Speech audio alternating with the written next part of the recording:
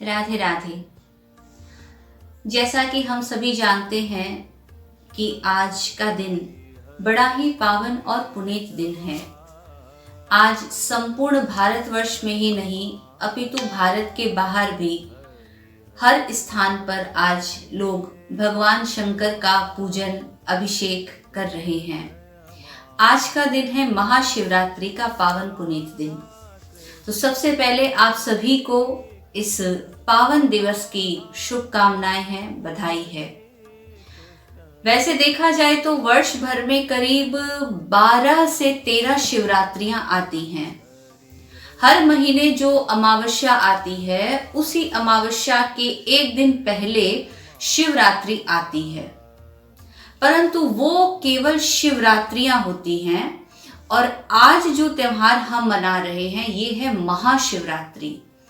इस त्योहार का महत्व, इस महाशिवरात्रि का महत्व उन सभी शिवरात्रियों से कई गुना अधिक है, क्योंकि इसके कई कारण हैं।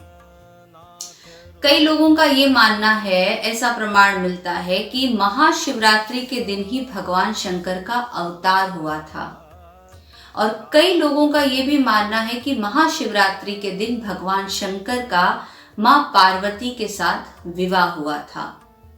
देखा जाए तो दोनों ही बातें ग्रहण करने योग्य है और आज की ये तिथि बहुत ही दिव्य है। एक पुराण है जिसका नाम है स्कंद पुराण।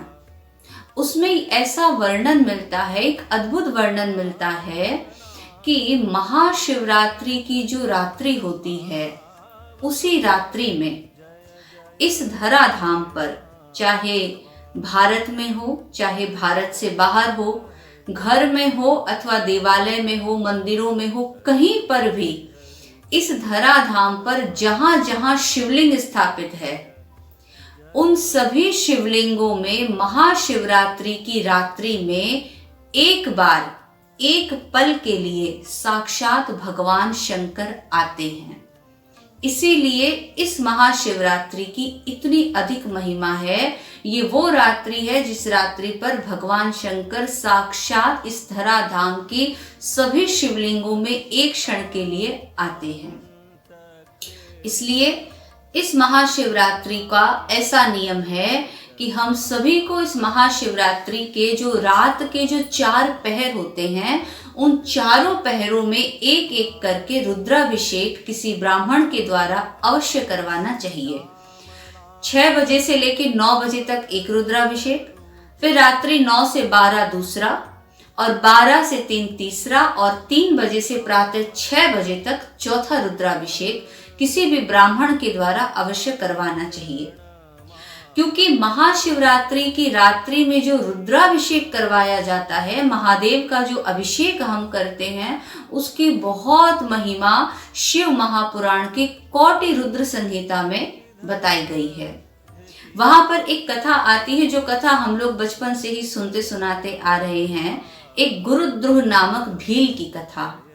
आप सभी इस कथा को जानते भी होंगे कि वो भील शिकारी था, शिकार करके ही अपने परिवार का भरण पोषण किया करता था।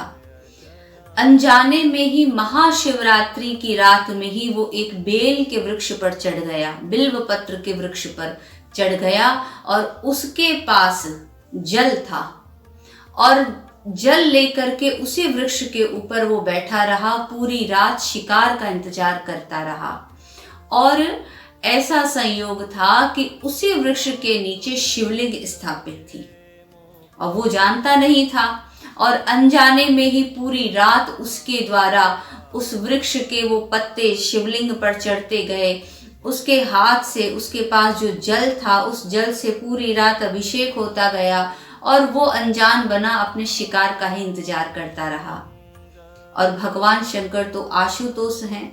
आशु यानी शीघ्र, तोष यानी प्रसन्न, जो सबसे जल्दी प्रसन्न हो जाते हैं। भगवान शंकर तो अनजाने में की गई इस पूजा से, अनजाने में किए गए इस रुद्राभिषेक से भी प्रसन्न हो गए और उस गुरुद्रोह नामक भील को दर्शन दिया। और इतना ही नहीं, भगवान शंकर मुक्ति के दाता हैं। भगवान शंकर ने उस भील को, उस शिकारी को अपनी सायुज्य मुक्ति भी प्रदान करी। तो आप जरा विचार करिए कि जब अनजाने में ही इतना कुछ मिल जाता है भगवान शंकर की पूजा करने से, तो अगर हम सभी श्रद्धा और विश्वास के साथ, भक्ति के साथ अगर भगवान शंकर की पूजा करेंगे तो हमारे लिए क्या असाध्य रह जाएगा, हमारे लिए क्या दुर्लभ रह जाएगा। तो इसलिए आज का ये जो दिवस है, महाशिवरात्रि का दिवस है, ये हम सब के लिए एक गोल्डन चांस है अपनी मनोकामना को पूरा करने के लिए, अपनी भक्ति भावना महादेव तक पहुंचाने के लिए। तो मैं आप सभी से ये निवेदन करूंगी कि जिनका शरीर स्वस्थ है, जो फिट हैं और जो आज के दिन फास्ट कर सकते हैं, व्रत कर सकते हैं, वो आज महाशिवरात्रि के दिन अवश्य ही व्रत रखें और रात्रि के 4 पहर ब्राह्मणों के द्वारा बहुत भक्ति भाव और श्रद्धा के साथ, आनंद के साथ 4 पहर का रुद्राभिषेक अवश्य करवाएं और भोलेनाथ की कृपा को प्राप्त करें। एक बार पुनः आप सभी को इस महापर्व की हार्दिक शुभकामनाएं, हार्दिक बधाई। जय भोलेनाथ।